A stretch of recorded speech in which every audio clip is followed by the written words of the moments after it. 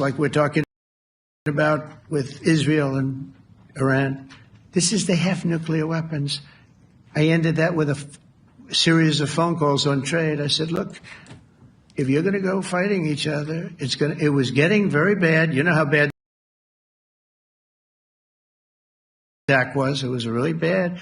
If you're going to go fighting each other, we're not doing any trade deal. No, you have to do a trade deal. I said, we're not doing any trade deal. And in fact, I had the general, who was very impressive. The general from Pakistan was in my office last week. You know, Prime Minister Modi is a great friend of mine. He's a great gentleman. He's a great man. And I got them to reason. I said, we're not doing a trade deal if you're going to fight. And if you're going to fight each other, we're not doing a trade deal. And you know what? They said, no, I want to do the trade deal. We stopped the nuclear war. Go ahead. Go ahead, Jeff. Here's another beauty, Jeff. He's a beauty, all right. Go ahead.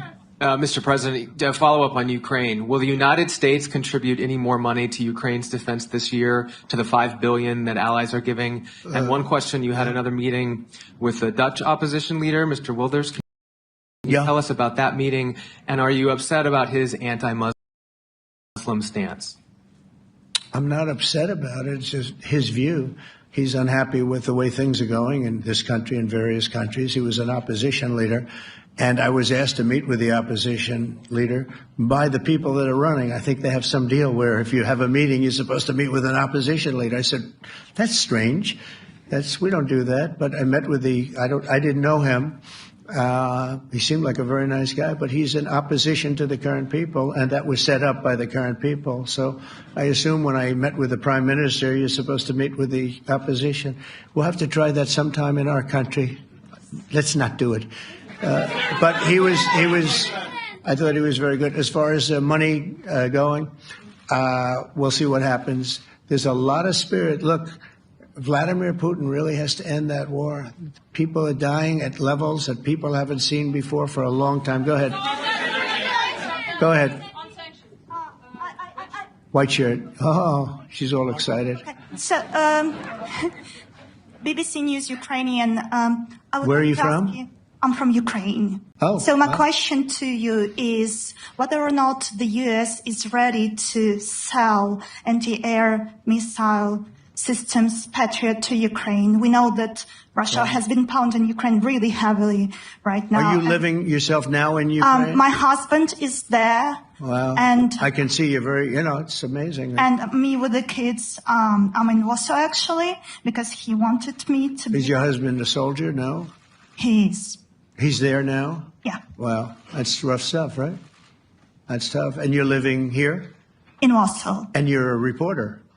I am. Good. So let me just tell you, they do want to have the missiles, okay, as they call them, the Patriots. And we're going to see if we can make some available, They're very hard to get. We need them too. We were supplying them to Israel, and they're very effective, 100% effective. Hard to believe how effective. And they do want that more than any other thing, as you probably know. That's a very good question, and I wish you a lot of luck. I mean, I can see it's very upsetting to you. So say hello to your husband, okay? Thank you. Go ahead. Thank you. Thank you, Mr. President. You were criticizing... Where are you from? Bloomberg News. Oh, Bloomberg. That's wonderful.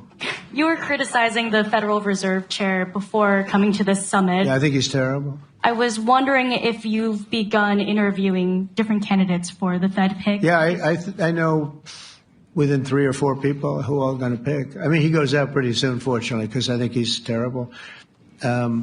We have no inflation. We have a tremendous economy. Hundreds of billions of dollars of tariff money is pouring in. Factories are being built because they don't want to pay the tariffs, so they're building them all over the country.